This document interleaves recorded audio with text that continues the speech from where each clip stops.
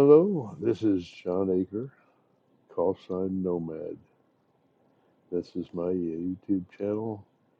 The top line of the splash screen is their YouTube is calling a handle, part of the URL to find this channel, youtube.com/@ John Aker, aviating author. And note the dots, the periods between the last four words. That forms the handle. This introduction is the first of more than a dozen videos that I generated that follow my autobiography, recollections, my life in and out of the military. And they will represent planes I flew during the 18 years of active flying status I was on during my 20-year military career as a United States Air Force pilot. I found software that runs in the computer flight simulator world, matching airplanes that I flew in real life. And I narrate them with a narrative stream of consciousness, stories of what was happening in my life during the times when I flew those airplanes. And, well, they're war stories, you know, of course. And in war stories, you have to be careful because the first liar ain't got a chance. You'll learn a little bit about computer flight simulators and videos, the equipment I use to get it done, and we'll have some fun. And check your six back there. I might be on your tail. Nomad is back. Let's take a look at the rest of this series.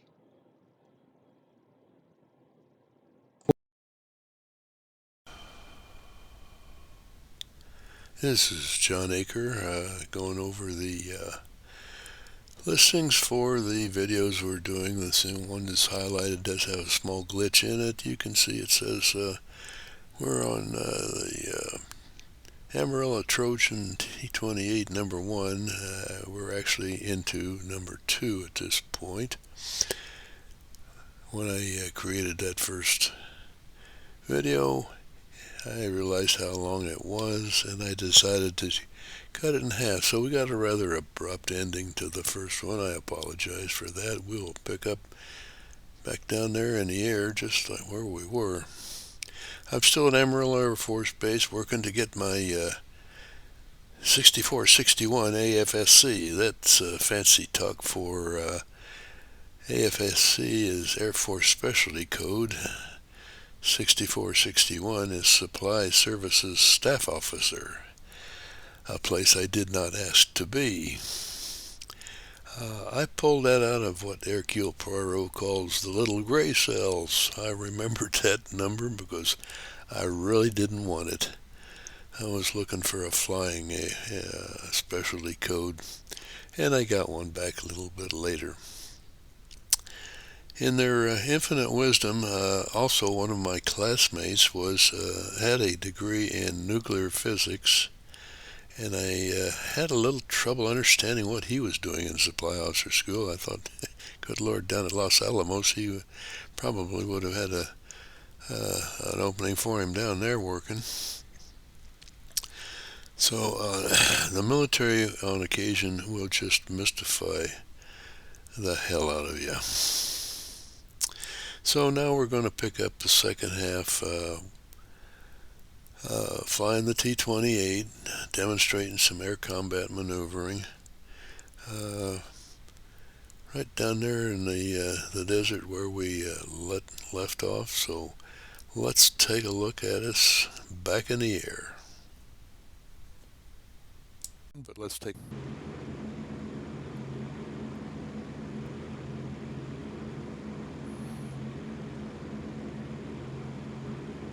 This is John Aker, Nomad, back in the cockpit of the T28 again. We're going to pick up the second half of the T28 at Amarillo Air Force Base and some ACM maneuvering, air combat maneuvering.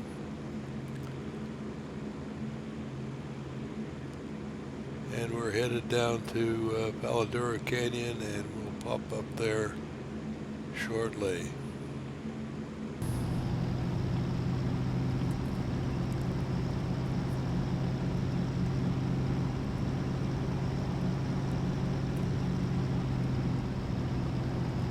Okay, there's our airfield. It's handy for this next one if you've got some nice straight lines, like section lines out in farm country.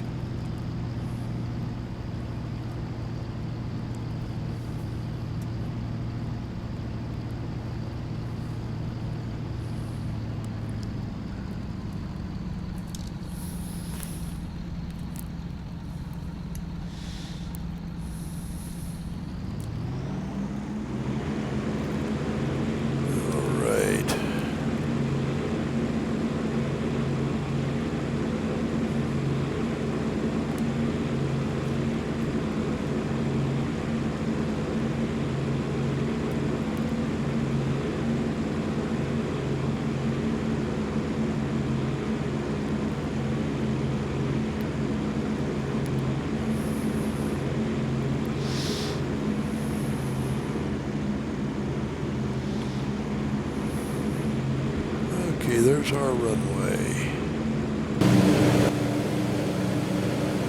And it's pretty much north-south.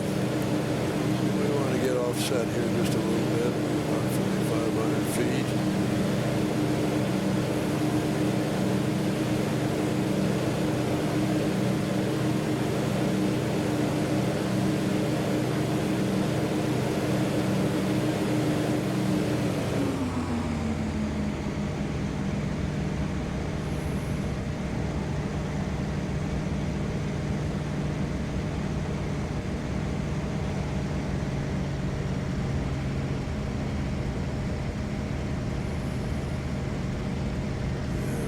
To get lined up with that runway again, and there she is. Okay, we're going to do a Cuban 8. We're going to come across the field, and we are headed south. We're going to start headed south, and we're going to end up headed south.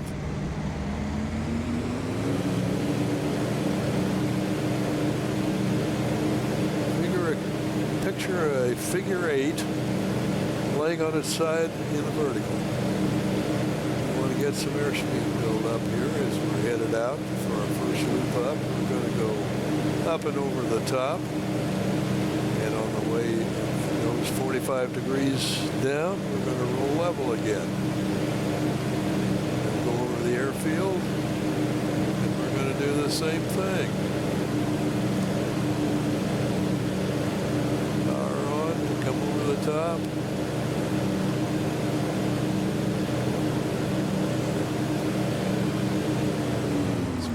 Power off.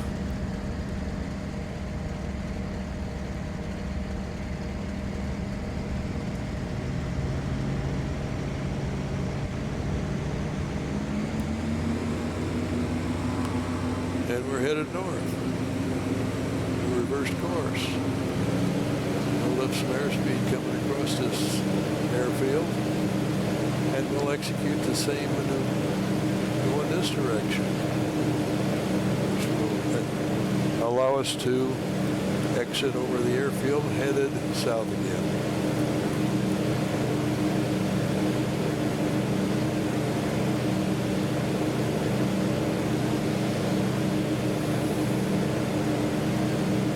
Okay, that should be about enough. Let's see if we're up just a hair straighter this time. Crank our head back because we want to see that runway coming up. See that horizon. And then the airfield ought to be just below it. And come off the power.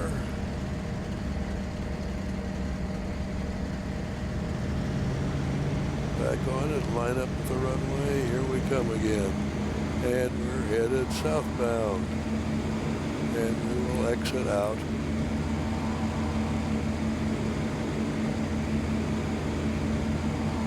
Our Cuban 8 maneuver headed the same direction as we stepped into it.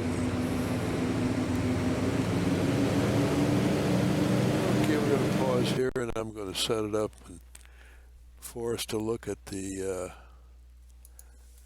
external view in the replay. And we're going to need a couple of minutes to cover that. And we've already started up there, going over the top. Now let's say that you had a target down there on that runway, and you hit it in, and you flew your strafing pass at it, and you pulled off, and you want to come around and do it again. What's the fastest way in? Assuming terrain permits. Do a half a Cuban 8, like we just did here. Let's say this is the first strafing run. Bap, bap, bap, bap. We'd like to hit them again. And if the terrain is okay, the defenses don't preclude it. So we could just do a procedure turn to 90 to 70, or we could haul it around in as tight a turn as we could, but we'd be coming in on a different axis to the target. This way I can come in on the reverse axis of my initial run.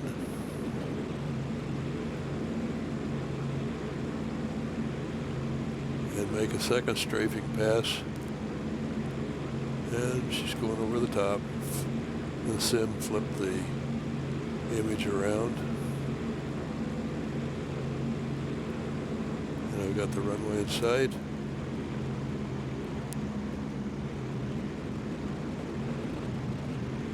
And here I'm coming in the opposite direction. I can make my second strafing run. Now, if they've got a lot of anti-aircraft flak around, you might not want to try this. You might make your first strafing pass and decide it's just time to bug out and head for home.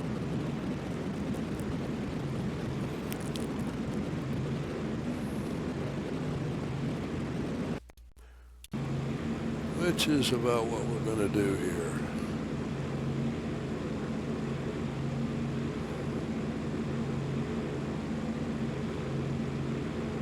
Yeah, I mentioned bug out maneuvers. Comes a time when they're handy. You decide it's time to call the fight to a halt, and you want to get out of there. Either you can't gain the advantage, the other aircraft has got the advantage over you, or the pilot's just better than you are. It doesn't make any difference. You decide you want to get out of there. As I said, there's nothing wrong with living to fight a second fight. Basically, for bug-out maneuvers, you want to fly the airplane with positive G's on it. Right now, this airplane's sitting there, and there's one G pulling down on me. That's gravity. I roll it into a bank, and the G's begin to build up. 2, 3, 4. You can probably handle 4 or so without a G suit. More than that, you're going to need a G suit, and there comes a time when even a G suit, all the grunting that's yelling into the mask just doesn't do it. Happened to me one time. You feel that coming on, let off the back pressure. It's the only answer. Once the tunnel vision starts, it only gets worse unless you lower the G-forces. So let's talk about, you want to pick up a little airspeed here. Back in the cockpit. Okay, I'm doing a max performance climb, and I come up on my altitude. Now I could shove the nose forward, but that unloads it. Quick aileron roll, pull the nose down to the horizon, half an aileron roll, pull the nose to the horizon, another half aileron roll out of it. I kept positive G's on it the entire time. Now, let's say I'm in that left circle and I want to get out. I want to reverse course and get out of there. These guys closing on my tail. How do I reverse course without taking G's off the airplane? Well, I can do what's called a reverse under. I'm going to go put myself into a tight right turn.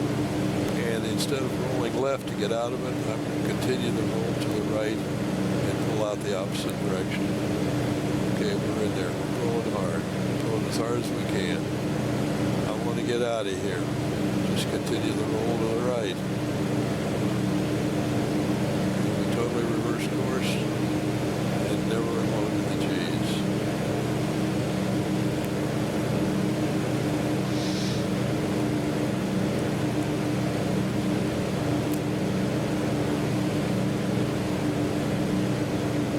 When all else fails, say I think I'm going to set up some combat situations later on in this series. We were supposed to say during the Korean War was Major, later Major General.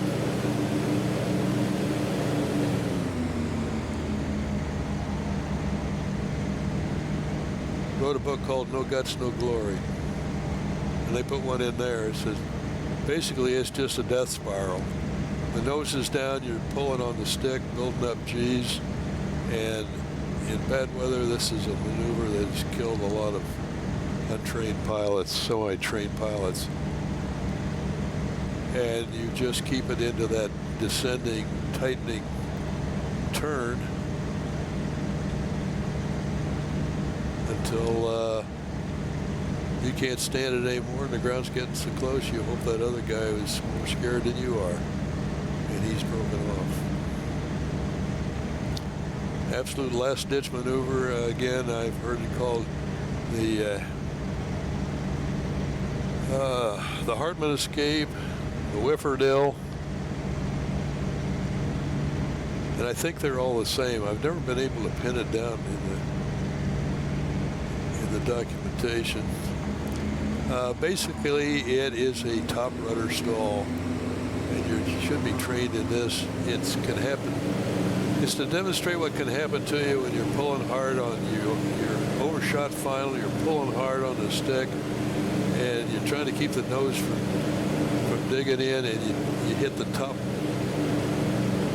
rudder. And it's called a top rudder stall. So let's pull her tight. And the speed's dropping off. We're down to 110, 100. She's about to stall out, and I kick full left rudder out of that right turn.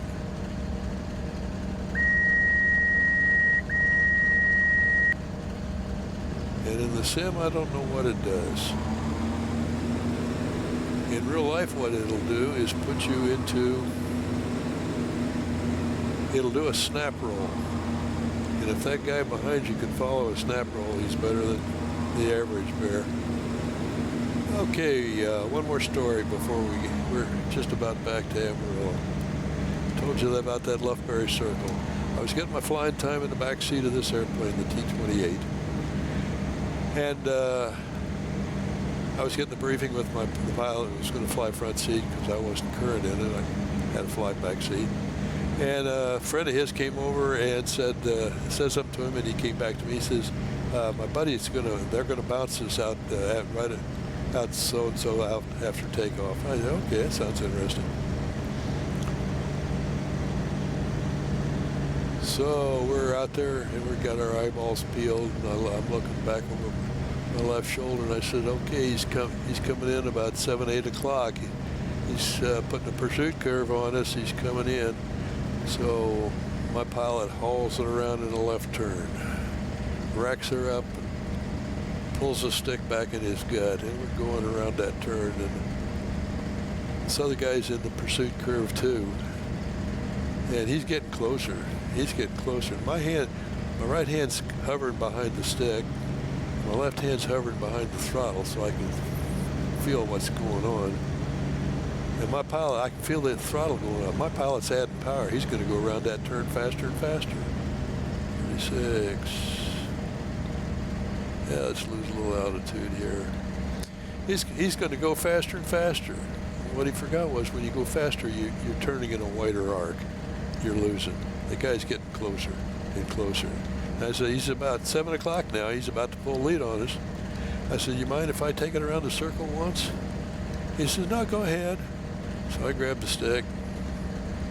I kept the back stick in her, and I started easing power off. The airspeed's bleeding off, got down to gear and flap speed, and I dropped a notch of flaps. So we got more lift and less speed, and we're turning a smaller circle than that guy is. And in less than 2 turns, I was on his 6 going guns, guns, guns, gotcha. Hey, there's that. There seems to be a thermal right about here. I've flown in through here before. Don't know why it's doing that.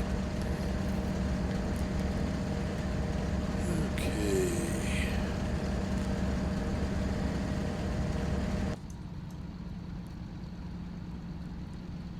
I think just going off the screen to the right should be Amarillo Air Force Base. So, remember, elevation is about 3,600 feet. So let's take her down to 5,000. That's about a 1,400 foot pattern coming in.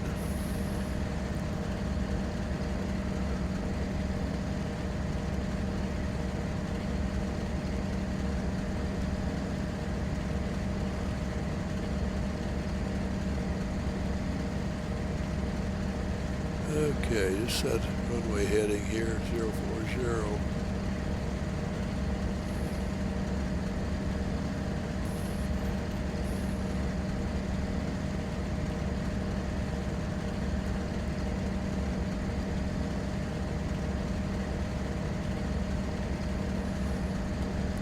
Looking good. Just a lazy day. Back at T6s, I said we flew a cockpit open below a couple thousand feet. I don't think they did that in the T28. From the way that canopy operates, that slipstream would probably tear it off. So I guess if they had a bailout, you had to wait for the canopy to go.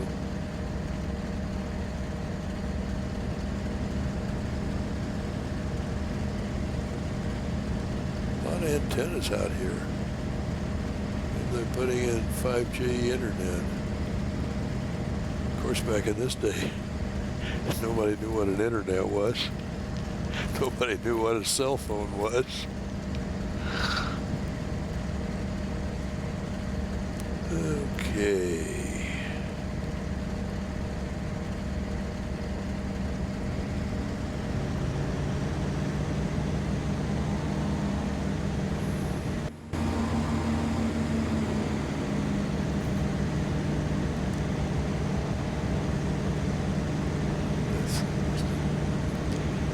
Okay. Well, my first guess was right. We've got all kinds of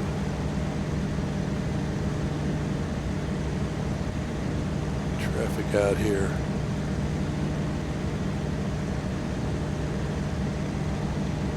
Got a plane behind us.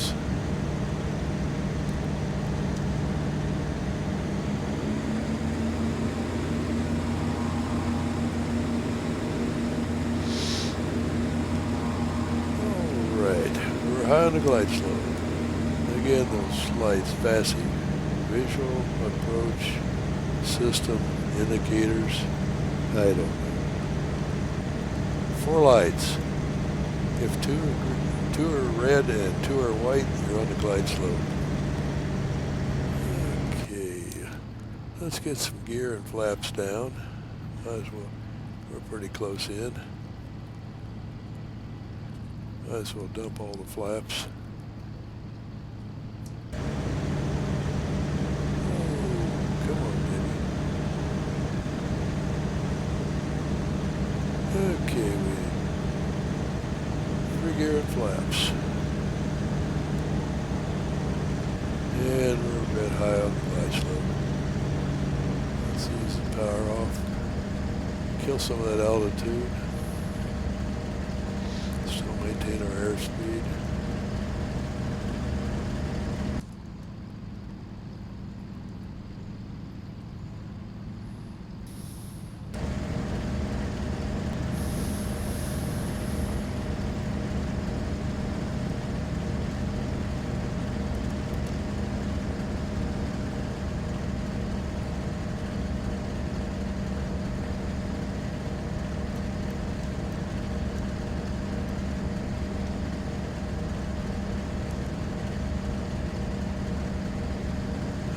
in the center line.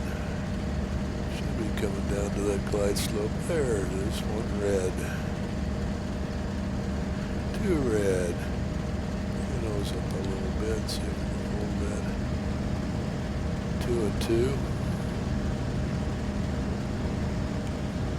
A little below the glide slope. Push at VFR conditions is okay. It means you're going to touch down in the touchdown spot. The glide slope's going to put you about 1,000 feet down the runway. So here we are. That little spot where they've been smacking tires on the runway for years.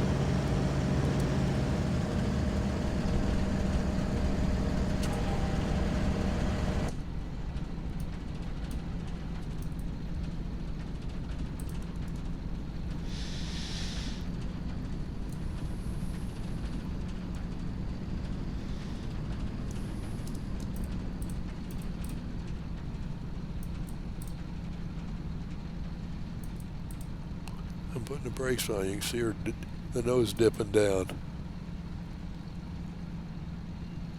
And it's a little hot in here today, so let's get some fresh air in there.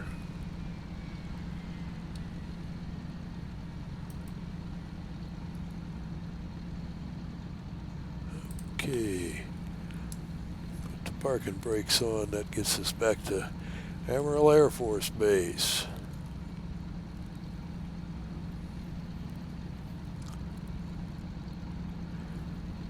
So at the end of my tour here, I knew all about how the Air Force handled supply, and I could quickly forget that. I go to SAC and find out how they did it.